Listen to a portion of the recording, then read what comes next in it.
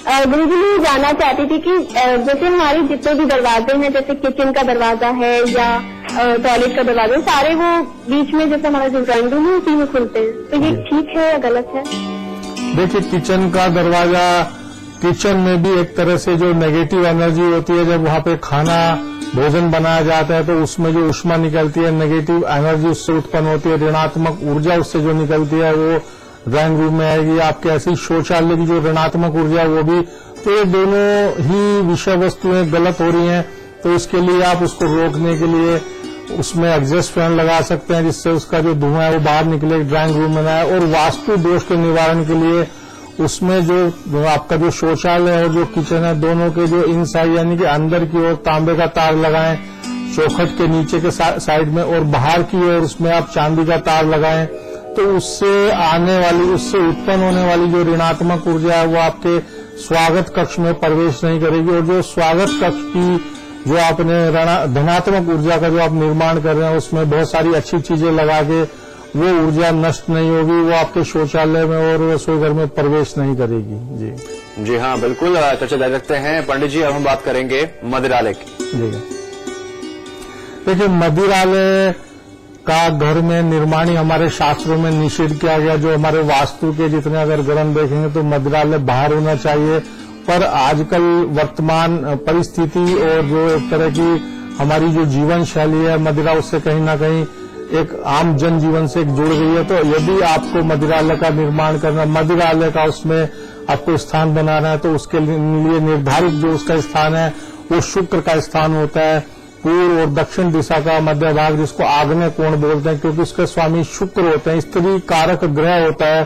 तो उसमें आप छोटा सा एक मिनी बार टाइप का जो मदिरालय है उसका निर्माण कर सकते हैं। तो वो उसका जो उचित स्थान अगर वास्तु सम्मत अगर उसको हम विवेचन करें तो वो अग्निकोण होता है। जी पंडित जी, बात करें एक्वेरियम की तो जी, एक्वेरियम बहुत शुभ माना गया है। जल तत्व और उसके अंदर मछलियां, भगवान विष्णु का वो मत्स्य अवतार, तो जल का जो स्थापन करना है, एक्वेरियम जो बनाना है, आपको ईशान में आप लगा सकते हैं, उत्तर और पूर्व में भी लगा सकते हैं। तो एक्वेरियम यदि लगाना है, सबसे उपयुक्त उसका स्थान जो हमारे शास्त्रों में बतलाया है वो ईशान जल को यदि बाहरी ओर रखना है, वो भूमिगत जल नहीं है और उसमें मछलियां रखनी है। प्राचीन काल से ही ये परंपरा चली आ रही है, ये कोई नई विधा नहीं है, क्योंकि जल का जो कारक तत्व है, जो मूल तत्व है, वो चंद्रमा और गुरु वो नैसर्गिक मित्र है। उन्हीं की युति गज केसरी योग भी निर्माण करती है। यदि हम जल गुरु के स्थान में रखते हैं तो वो शुभ, एक अत्यधिक शुभ फल की वो उत्पत्ति करता है। तो वहां पे हम मछली भी रख सकते हैं। तो एक्वेरियम ईशान, पूर्व और उत्तर दिशा में उसको स्थापित करना चाहिए। पंडित जी, अब हम जिसकी बात करेंगे उसका सरोकार मनोरंजन यानी एंटरटेनमेंट से है। जी हाँ, आजकल के आधुनिक शैली में, जीवन शैली में टीवी हर स्वागत कक्ष में होता है। ऐसा नामुमकिन ही नजर आता है कि स्वागत कक्ष में टीवी ना हो। अब टीवी है तो ये भी ध्यान रखना जरूरी है कि उसका स्थान कौन सा होना चाहिए। बिल्कुल बिल्कुल। देखिए, टीवी एक अग्नि का, वो विद्युत का बहुत बड़ा एक पुंज होता है। उसमें एक तरह से देखें तो उसमें विद्युत ऊर्जा, एक अत्यधिक विद्युत ऊर्जा उसमें प्रभावित होती है। तो उसका जो हमारे शास्त्रों में अगर उसका हम विवेचन करें तो पूर्व और दक्षिण का जो मध्य भाग होता है अग्निकोण, क्योंकि अग्नि का कारक वो है, तो उसको अग्निकोण में स्थापित करना चाहिए। उसका उपयुक्त स्थान टेलीविजन हो गया, इन्वर्टर हो गए, बैटरी हो गई, जन सेट हो गया, आपका इनका सबका जो स्थान होता है वो अग्निकोण कहलाता है। तो आपके स्वागत कक्ष का जो अग्निकोण है उसमें आप टेलीविजन स्थापित कर सकते हैं।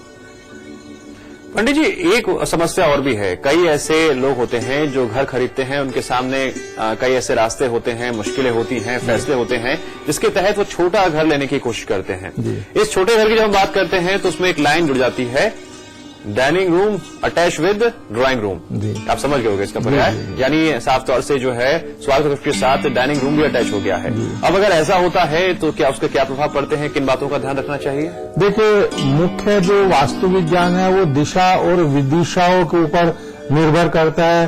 किस दिशा और विदिशा यानी कि जो कोण का स्वामी कौन ग्रह है, कौन उसका कारक तत्व है और किस विषय वस्तु को वो प्रतिनिधित्व करते हैं, तो उसको देखें। तो यदि वो विषय वस्तु उस स्थान निर्धारित स्थल में है तो वो दोष मुक्त होती है, उन्नति की कारक होती है। यदि आप स्वागत कक्ष के साथ भोजन कक्ष भी बनाना चाहें तो उसकी जो निर्धारित स्थल होता है वो पश्चिम दिशा होती है। उसमें जो कुर्सियों का जो बैठने के स्थान होते हैं, जब भोजन करते हुए व्यक्ति बैठे हुए, मुख्यतः जो भवन स्वामी उनका मुख सदैव पूर्व की ओर होना चाहिए। पूर्व की ओर यदि स्थान का अभाव हो ईशान या उत्तर की ओर होना चाहिए। तो जो भोजन का जो करने का कक्ष, जो डाइनिंग हॉल जिसको बोलते हैं, वो पश्चिम दिशा में उसका निर्धारित स्थल है। जी पंडित जी, आपके जो घर का स्वागत कक्ष है वो आभा मंडल में रौनक के वजन का एहसास कराए और साथ ही साथ ऐसा लगे कि इससे बड़े स्वागत कक्ष नहीं हो सकता। लेकिन कुछ ऐसी गलतियां लोग करते हैं जिसके लिए आज हम एक बार फिर से इस कार्यक्रम में चर्चा जरूर करना चाहेंगे। जैसा मैंने अक्सर देखा है कई लिविंग रूम में, अगर आपने मंदिर बना रखा है, आपने भगवान की मूर्ति लगा रखी है, आपने इन बातों का ध्यान रखा, लेकिन आप ये भी भूल गए कि आपने वहां यहाँ तो भगवान की मूर्ति लगा रखी है। अब ऐसा कैसे हो सकता है कि एक तरफ आप धार्मिक उन्माद की भावनाओं में बहकर तमाम तरह के चीजें कर रहे हैं, दूसरी तरफ ऐसे कार्य भी कर रहे हैं जो आपके स्वागत कक्ष के आभा मंडल को पूरी तरह से विखंडित कर रही है। देखिए, बहुत सारे लोग भगवान की जो प्रतिमाएं होते हैं, चित्र होते हैं, उनको लगा देते हैं और उनपे प्रायः देखा जाता है कि धूल मिट्टी जमती रहती है, उनकी साफ सफाई भी नहीं होती। तो किसी भी प्रतिमा जो उस कारक तत्व की जो प्रतिनिधित्व करती है, या देव प्रतिमा जो उस देवता का एक स्वरूप होता है, यदि वो धूल मिट्टी से लदा हुआ होगा, उसके ऊपर धूल मिट्टी होगी, तो एक ऋणात्मक ऊर्जा शुभ नहीं करेगी, वो ऋणात्मक ऊर्जा का उत्सर्जन करेगी, हानिकारक हो जाएगी। तो उसका जो रखने का स्थान है वो निर्धारित होना चाहिए। उसकी निरंतर साफ सफाई, और कहना चाहिए कि नित्य प्रति, अगर वो देव प्रतिमाएं हैं या किसी जीवों की प्रतिमाएं हैं जो आपने वास्तु के अनुरूप रखे हैं, तो उनकी नित्य प्रति साफ सफाई होनी चाहिए। जो अगर आप देव प्रतिमाएं और खासकर भगवान श्री गणेश की अगर प्रतिमा रखते हैं तो उसको पुष्प माल्य भी आप अर्पण कर सकते हैं। तो उसको विधिवत यदि आप स्थापित करें तो वो एक धनात्मक ऊर्जा का उत्सर्जन करती हैं, एक आनंद, एक माधुर्य का वो एक भाव उस स्वागत कक्ष में या आपके भवन में निर्माण करती हैं। तो बड़ा महत्व होता है कि हम उसका किस प्रकार से हम देख रेख करें।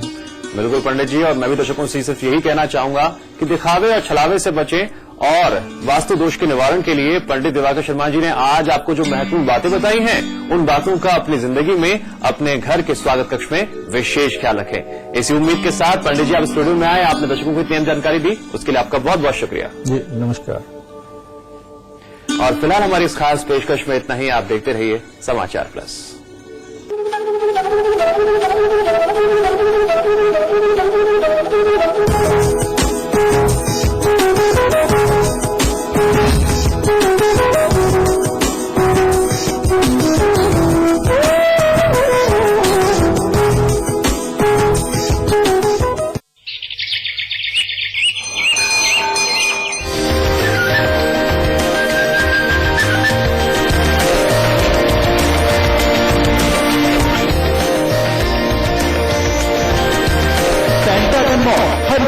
उत्तराखंड का सबसे बड़ा मॉल और मल्टीप्लेक्स निर्माता सुपरटेक।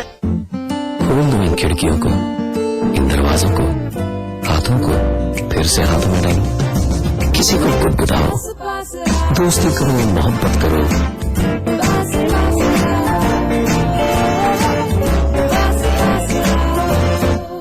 गले मिलो, आंख मिलाओ, किसी को अपना बनाओ, ताया ताई, मौसा मौसी, सबसे प्यार करो, रहो हमेशा पास पास। ताइवा इन्वर्टर बैटरी, नया रूप, नई तकनीक, अब पहले से 40% ज्यादा पावर बैकअप। ताइवा इन्वर्टर बैटरी। स्वाद बड़ी चीज है, स्वाद से बढ़कर कुछ नहीं। तुलसी सादा पान मसाला। हम रोज 50 नए मरीज देख रहे हैं, महीने में करीब 1000। 80 से 90% मुंह के कैंसर तंबाकू चबाने से होते हैं। ये मुकेश की कहानी है। मेरा नाम मुकेश है, मैंने 3 साल गुटखा चबाया है और मुझे कैंसर हुआ और मेरा ऑपरेशन हो रहा है। शायद मैं इसके आगे बोल नहीं सकता। अफसोस, मुकेश बच नहीं सका और वो सिर्फ 24 साल का था। खैनी, पान, गुटखा, पान मसाला सब जानलेवा है।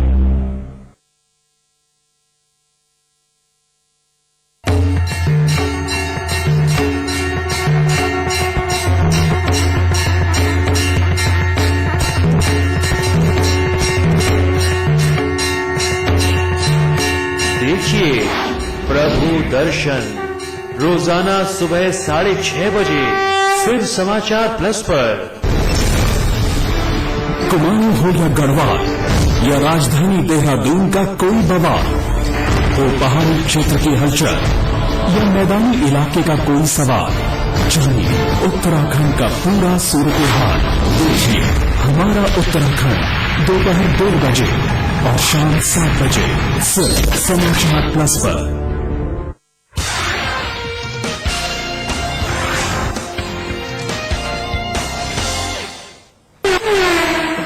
केंद्रीय ग्रामीण विकास मंत्री जयराम रमेश ने कहा है कि मुजफ्फरनगर दंगे के शिकार अल्पसंख्यकों से आईएसआई के संपर्क साधने से संबंधित अपने बयान पर खुद कांग्रेस उपाध्यक्ष राहुल गांधी को सफाई देनी चाहिए।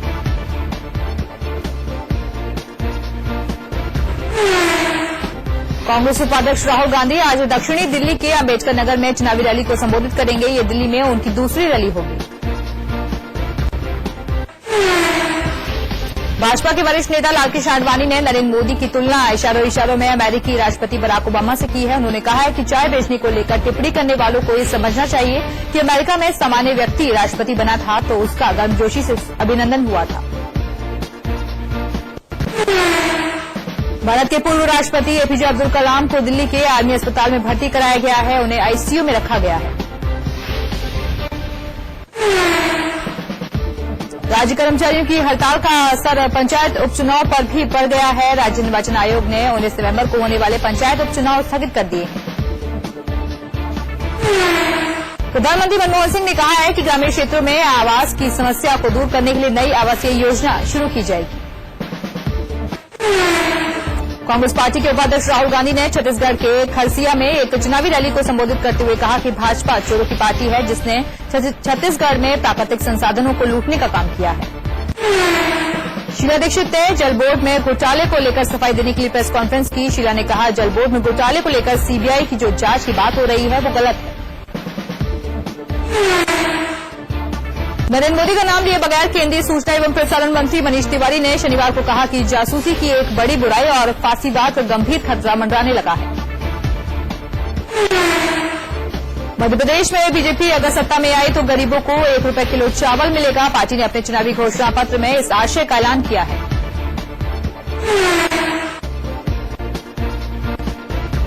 आम आदमी पार्टी के अध्यक्ष अरविंद केजरीवाल ने शनिवार को नई दिल्ली विधानसभा क्षेत्र से नामांकन दाखिल करके दिल्ली की मुख्यमंत्री शीला दीक्षित के सामने चुनौती पेश की है।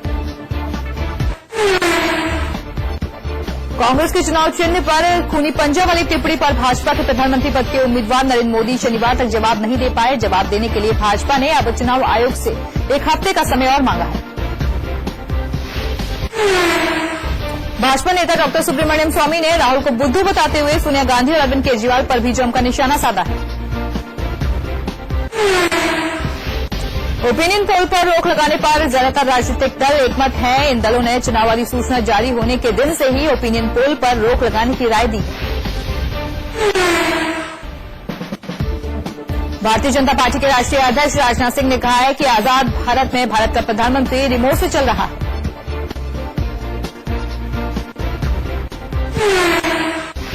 उद्योगपति रतन टाटा की सराहना करते हुए वित्त मंत्री पी चिदम्बरम ने शुक्रवार को अपने कॉर्पोरेट भारत का सचिन तेंदुलकर बताया है।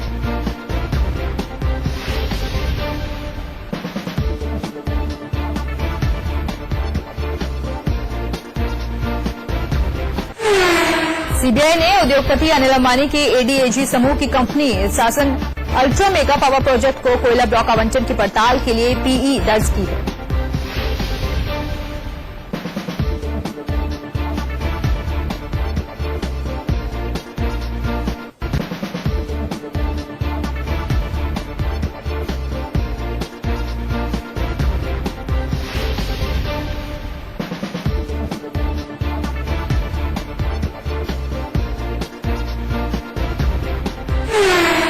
कृपालू महाराज के बाद उनकी बड़ी बेटी संभाल सकती है करोड़ों का साम्राज्य। फिलहाल जगतगुरु कृपालू ट्रस्ट की अध्यक्ष हैं महाराज की बेटी विशाखा त्रिपाठी।